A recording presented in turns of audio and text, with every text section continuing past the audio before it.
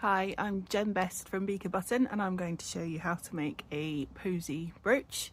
You can do all sorts of different patterns and things with these, so this is a very easy standard sort of Posy brooch. They are Dorset buttons in some ways, and they're always sort of lumped in together with Dorset buttons because they're made using the casting, slicking, laying and rounding, but they're something that was done in the sort of 1930s and 1940s more, so not traditional Dorset buttons as such, but they are very pretty and they have a little brooch back on the back, which I'll also show you how to put on. So if you've not made a Dorset button before, hopefully you'll get enough with this, but you can have a look at some of the other videos, maybe do the crossfill first if you're finding this a little bit tough, but I teach people from scratch doing this, so hopefully you'll get on fine. So I have a 35mm ring. I have 3.5 meters of thread on my button bobbin, which I find is much easier when you're doing a bigger ring to work with. But if you haven't got a button bobbin, you can use a needle as well.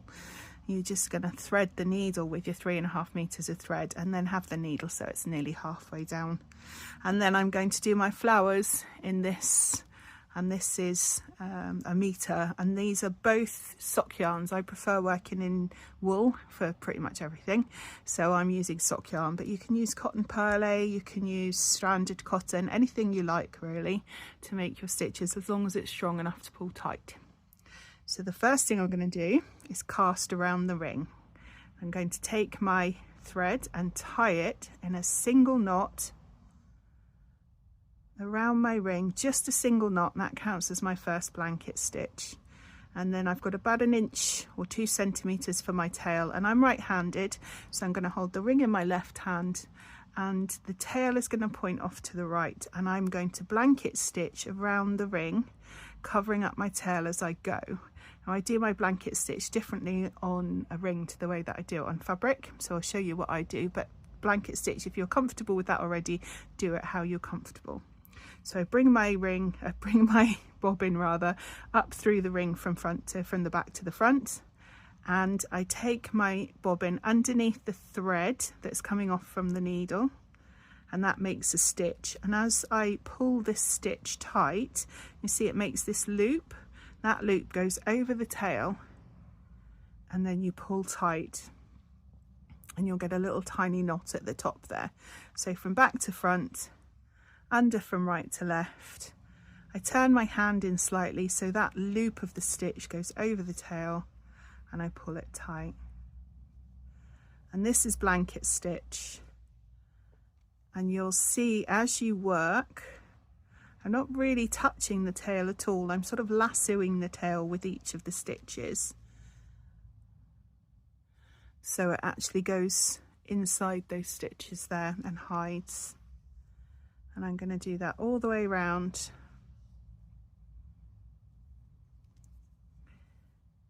Just pulling tight each time, so I get a little ridge that forms around the edge. And you're going to make that ridge form around the outside of the ring, because you can pull it tighter for one thing. And secondly, this is a traditional technique that I'm teaching you, and that's how they always did it. Like I say, the reason they did it is because it pulls it tight. When I start to get a little bit too short, I just wind off another wrap. If you're using a needle to do this, you'll be pulling your thread through, and you just keep that needle nearly in the center of the thread, so you've got a slightly longer and slightly shorter edge. Or length rather, and then you can pull the needle along a little bit every time you start to catch the tail in. So as I'm working around, I'm just going to push them up together a little bit. This particular button, because of the way we lay the spokes, it's better to squash as many stitches as you can on. Just unwinding it again. And if you find that your thread is starting to get tangled, which does happen quite often when you're stitching, I actually turn my bobbin slightly every time I do a stitch, So I'm taking the twist out. But if you're finding you're getting a lot of tangles, if you hold the needle or the bobbin and just let the ring dangle, and you can run your threads, your fingers between the two threads as well if you've got a needle on the go, and that takes out all the extra twist. Push that together and it stops it getting tangly. So again, just take another one out. Everybody twists when they stitch. It's just the way that it works. So you need to take that twist out every now and then. So you see how I'm going around, do a few stitches, pull them in using my thumb and forefinger to squash them in together. You wouldn't do this with a normal button, you wouldn't need to, but because we're going to lay the spokes at an angle, it makes the tightness of the spoke more imperative, because you need something really quite firm to hold those spokes in place.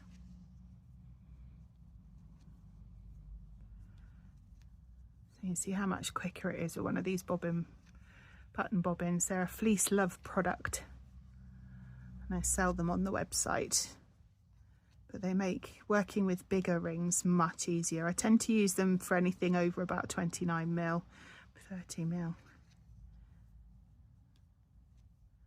Just makes life a bit easier. So we'll just let the twist out again. They're also quite handy for storing spare bits of thread. So I have quite a few with different colours on, and just reach for the colour I want when I need it. Squash it along again. See my ridge forming around the outside here.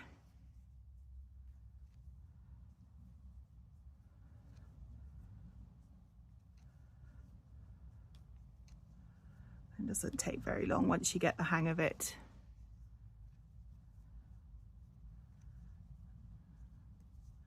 If I'm teaching this in a class, it usually takes a couple of hours to teach from scratch. If I'm sat making them in front of the television, then I usually knock them out in about 20 minutes, half an hour. Depends how complicated I want to make them. And keep going around.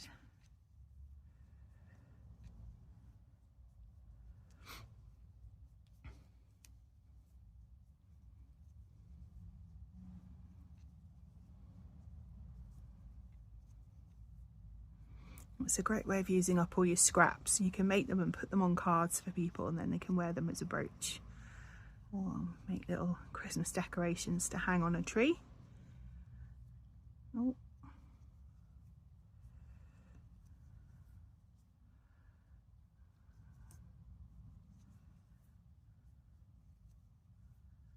I know somebody once, she made one for every person at her daughter's wedding.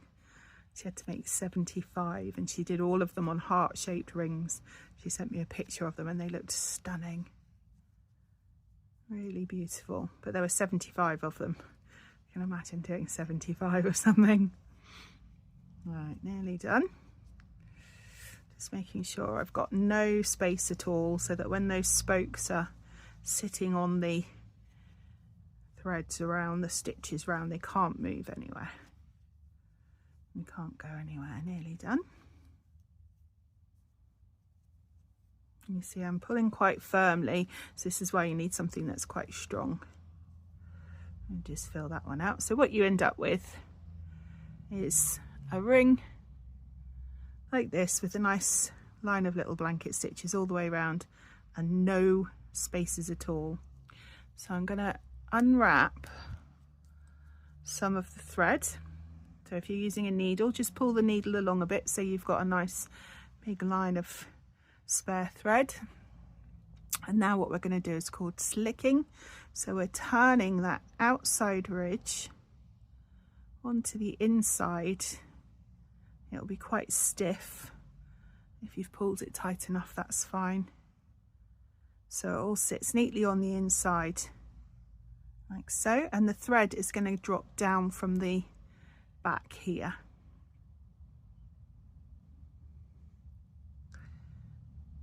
So I'm going to do my spokes, and I'm going to wrap underneath at 6 o'clock, and then I'm going to wrap over to the left at 10 o'clock, and I'm wrapping back at 6 o'clock, and then over at 11 o'clock, back at 6 o'clock, over at 12 again, so you'll have 3 strands in there, that's fine.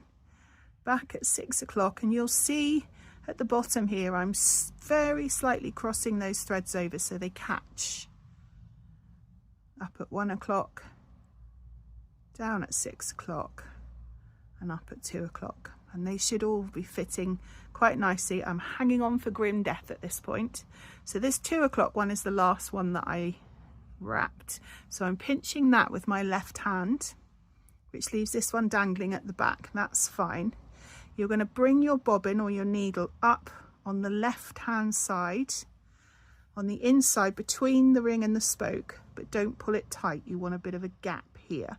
So you see I've got a loop here, and I'm going down over all the spokes and on the inside of that loop. So what you're doing is you're coming out here on the inside of this loop. So I've gone over all the spokes on the inside of the loop, and as I pull that tight, you see it forms a little knot, and you pull that tight, you can wiggle it back and forward and sit that absolutely wherever you want it to be.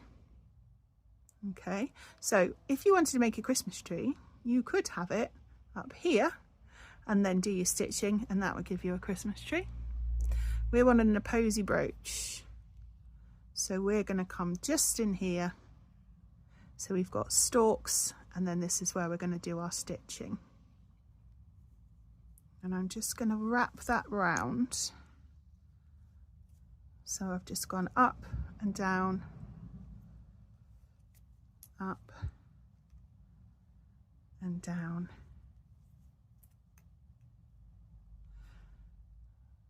And then I'm going to take it off of here, off of the button bobbin, so all the thread's going to come off now, and then place it on my needle. I'm just unwinding all of that, throwing it across the table like all good button makers do, and threading it onto my needle. So this is a size 18 tapestry needle. This is my favourite needle to do buttons with. And I'm moving it so it's nearly halfway down, so I've got a slightly longer and slightly shorter end. So I'm turning my button over onto the back, and I'm going to slide the needle through those wraps from the base of the V that you've made, or the fan shape that you've made, up to the top of the fan shape.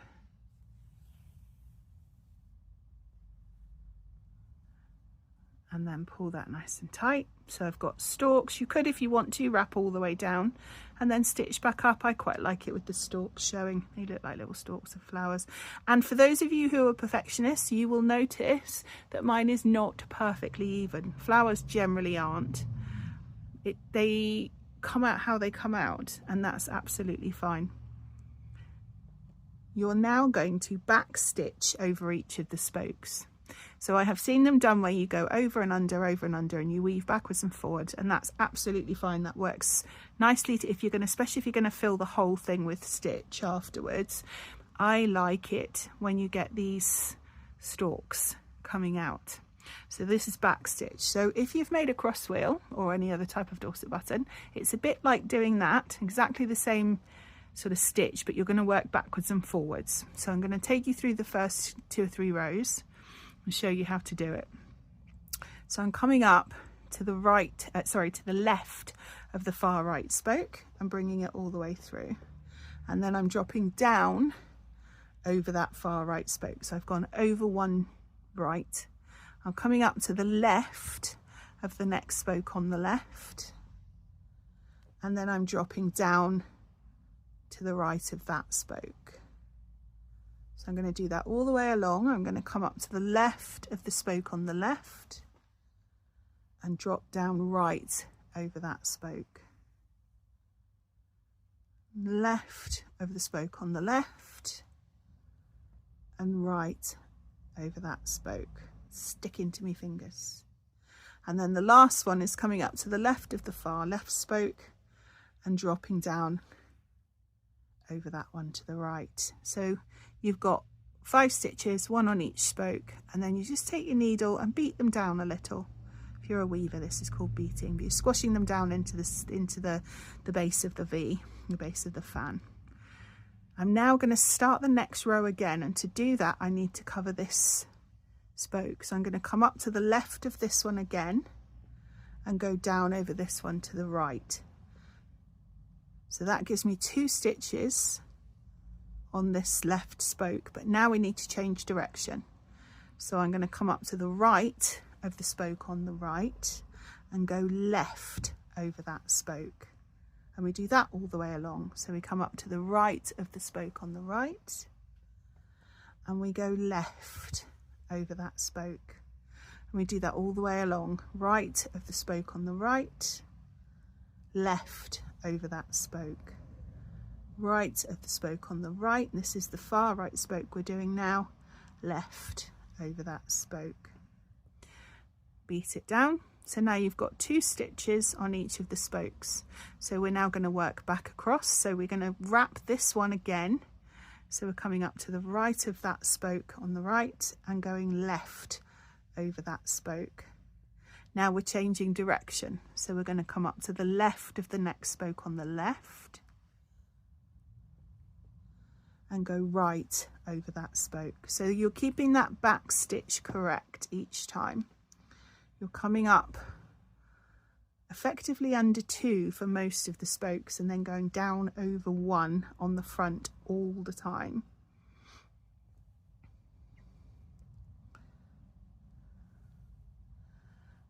And then beat it down. So that's your 3rd row. So now I'm going to start my 4th row. So I'm coming up to that left of the spoke and going over it again. So you've wrapped that thread again. Now I'm going to change direction.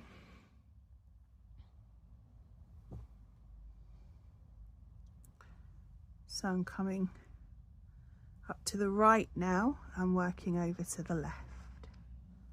I'm working each of the stitches in 2 parts because it means you don't stretch the spokes, and it also means that the thread keeps tight on the spokes.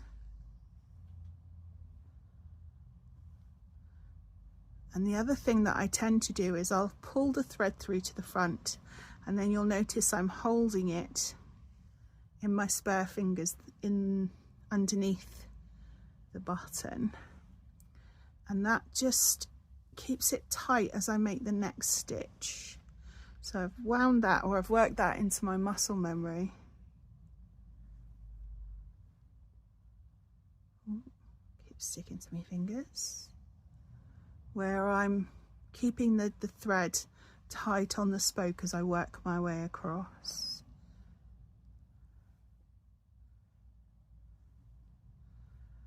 And every now and then, just use your thumb and forefinger to push it down a little bit.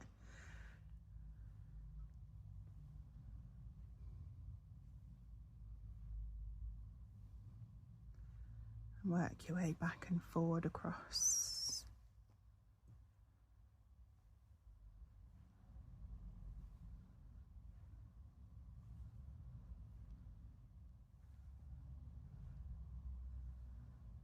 So you can see on the front there, you're getting those single stitches on each spoke, and on the back it looks like a weave where you've got 2 threads covered for each spoke.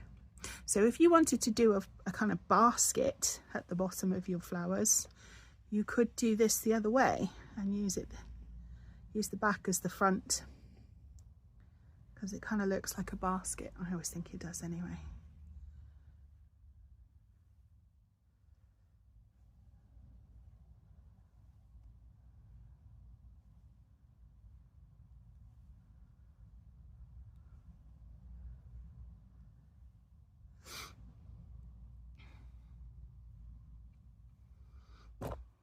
It doesn't take very long. Knocking my camera again. I've got my camera sitting on the top of the light. I'm going around that one again. and it's clamped onto a chair next to my hand, so I'm having to work in a really weird way just to make sure that I don't try knock the camera too much.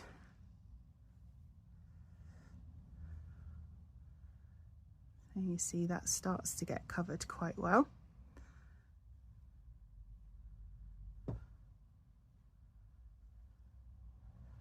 And just move your needle down where you need to.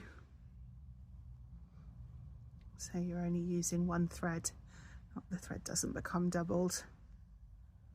You don't need to do green for your stalks either if you don't want to. I've made some very successful buttons with all sorts of random colours. It's nice to have a plain and then a contrast for the flowers. I tend to try and do one plain thread and then maybe one contrast thread, or two plain threads. I don't try and do, you have two contrast threads or two variegated threads rather, they can get a bit lost. The stitches can get a bit lost. Catching my fingers. So again, at this point I'm twisting my needle, which you probably can't see, so I'm taking the twist out. But if you're finding that you're getting tangled threads, it's because you're twisting as you stitch. So you just need to hold the needle, let the ring dangle, and then run your finger between the two threads just to stop it tangling up. So one of the things about pushing them down all the time is that when you get up to the top, you can never fill that gap in completely. But if you've pushed the stitches down into the base of the fan, you can push them back up into the top. So I'll show you that in just a second.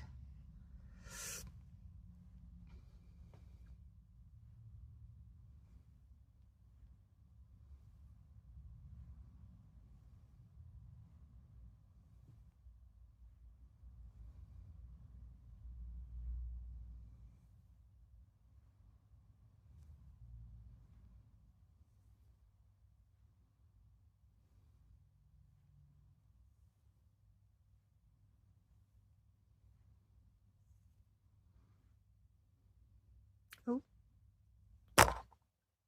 sorry.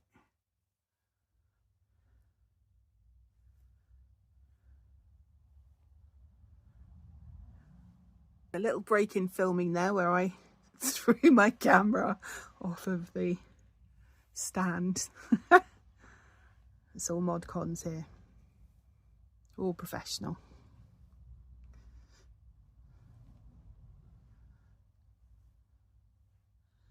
So when you get closer to the top, not far off now, you get one more line in there, I think.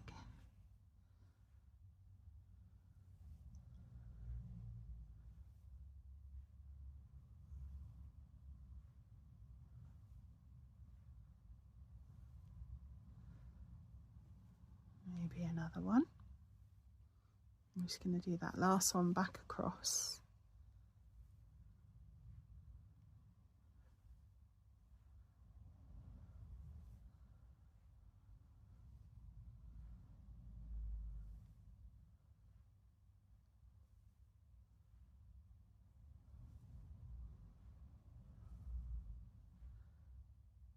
And then this, you can push those stitches up so they go right up into the top there. So that's my fan covered, ready to have my stitching on. So I'm going to turn it over onto the back and I'm going to slide the needle down to the base, just through the back. If you can see the needle on the front, you'll see the stitches on the front. So you're literally just sliding it through, catching just the back of the threads. And we're moving this out the way because this is the one that this is the thread that we're gonna sew our brooch back on with. So I'm gonna take the needle off of there. I've got way too much thread, so I'm just gonna chop a tiny bit off. Leave myself a good 30 centimeters for sewing the brooch back on later and hold those out the way. And then I'm gonna thread my purple thread, which is what I'm going to use for my flowers, and I've got about 1 meter here,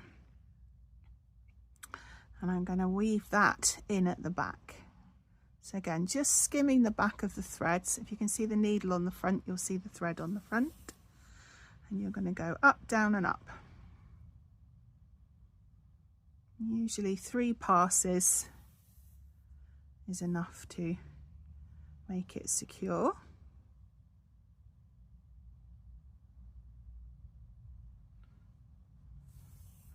And then come out somewhere up the top, give it a light tug, make sure it's not going anywhere. And it's up to you how you decorate this. So I tend to do French knots. These are a sort of more like a bullion knot actually. And you can put beads on, you can do whatever you feel like to decorate. So I'm just going to do some French knots and some little bullion knots, and then that'll give me a nice blousey flower display. So I'm bringing the needle up, and I'm aiming to bring it up where I want my first flower, and I'm pulling it through the thread, not between the threads. So I'm trying to find somewhere that's got a little bit of bite. I'm holding my thread from the button in my spare fingers and up and away from the button. The needle comes back from the back to the front into the thread, and then twists round clockwise. 1, 2. So I've got 2 twists.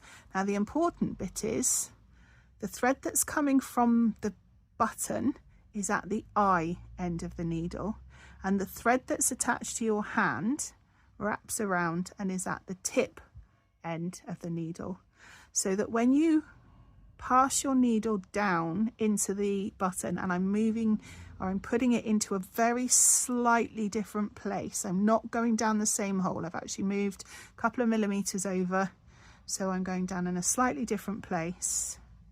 I'm holding this nice and tight, and I've pulled it right down close around the button, and then I'm going to pull that through and work it nice and slowly so you can pull out any knots where you don't need them.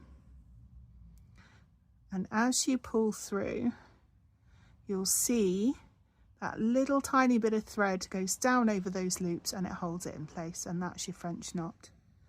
So we'll do that again. You're going to bring it up somewhere else, and I would always be a bit random about where you put your flowers, because if you line them all up nicely, it'll look like a nice line of French knots, but it won't look so much like flowers. So holding on to the thread, the needle comes into the back and twists round twice clockwise. I've got my thread coming up from the button at the eye end, and the thread that's attached to my hands is at the tip end. I'm putting my needle in a slightly different place, so I'm not going down in the same hole that I came out, keeping everything nice and tight. Just doing it slowly so that when you get those little tangly bits, you can pull them out. Like so. So those are normal French knots. When you've had a bit of practice, you can be quite quick, like so. The other way to do it, and you make a little bullion knot, which makes it quite blousey, like I said. You're going to bring the needle up, pass the needle through, and I'm going under maybe 2 or 3 threads here and leaving it in. I've got a little bit sticking out over the top here of the needle, and I'm going to wrap the thread 1, 2, 3, 4 times clockwise around the needle. Put my finger lightly on the whole lot. So what I'm trying to do is hold those threads close down at the bottom and then pull through. Again, pulling out these little loops as they happen. And then as you pull that, tighten it up, just push it down with your nail, and go down at the other end of the threads that you put in. You see how that pulls that, and you get a different type of knot. So this is more of a kind of over the top thing. So you've got a right old mixture there. So we'll do that again. We'll bring the needle up through, pass the needle into the fabric and out the other side, but leave it in place. wrap clockwise, 1, 2, you can do 3, 4, 5, however many you want to. Hold everything tight on the needle as you pull through, nice and slowly, and then just push that down into place as you pull it tight and pop down on the other end, and that secures it. So you can do as many or as few as you like. You can place them wherever you want to.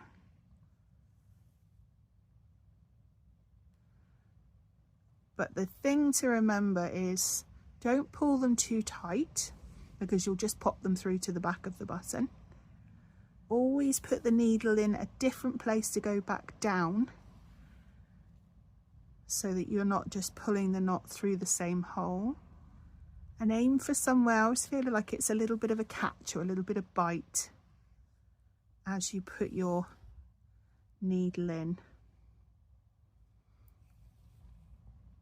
And I tend not to cover the whole thing, although you can if you want to. I quite like some of the spokes down here showing. I'm just going to whack a few more in. And the other thing I quite like to do, if I can get my needle in there, is to actually do some over the spokes here. I put my, so I've come out this side of the spoke and I'm going down the other side of the spoke. Don't be rude, thank you. And just push that up onto the edge, because then it sort of spills out onto the top of the ring, and that's really nice. So you can have little bits of green showing if you want to. You could change colours. You could do beads and stitches, whatever you feel like. The trick is, if it starts to tangle, just let some of the twist out of the thread.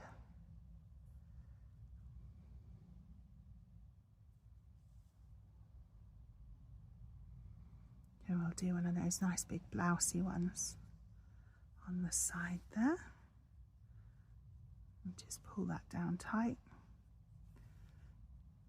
And I try to get them right on the edge as well, so you're not,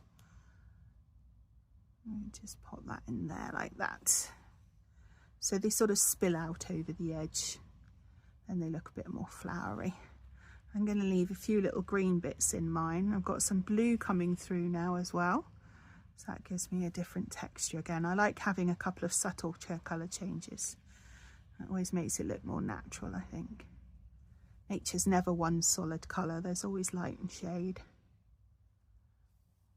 Yeah, so just maybe do one more in this little side here. Another one down there. There we go. So that's finished. I could actually just do one more. I say that's finished. You look at it and then think, oh, there's a gap. So I'm just going to put one in that little gap. There we go, that's better. I like that better. So once you're happy with your front, you're going to turn it over onto the back and weave the needle through the back 2 or 3 times. Again, if you see the needle on the front, you'll see the thread on the front, and that finishes that off. You can cut that off. And then you're going to thread the needle with the green thread that you left, or whichever thread you've chosen for your button, and bring that up. Now, there is another video which shows you how to do a brooch back like this, where you've got 2 holes just in there. This one, because it's so narrow, I've only got 1 hole. So I'll show you how to do that one.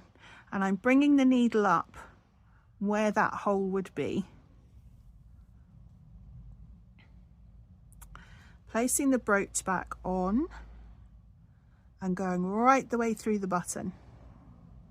Always sew them on while they're open, because then you don't stitch this little hinge down. And then go back through the button and go back down through the hole. And you'll see you've got green underneath, so it hides underneath. And you're going to do 2 stitches on either side of that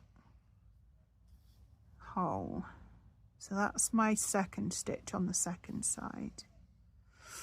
And then I'm going to come through to the back again. So you'll see there's nothing on the front there. You wouldn't see where that was. So again, keeping this open, that moves, and I don't like it when it moves. So I'm underneath the brooch back at this point. So I'm going to over sew. I've wrapped the thread over the top of the brooch back and I'm stitching through the back. 1, 2.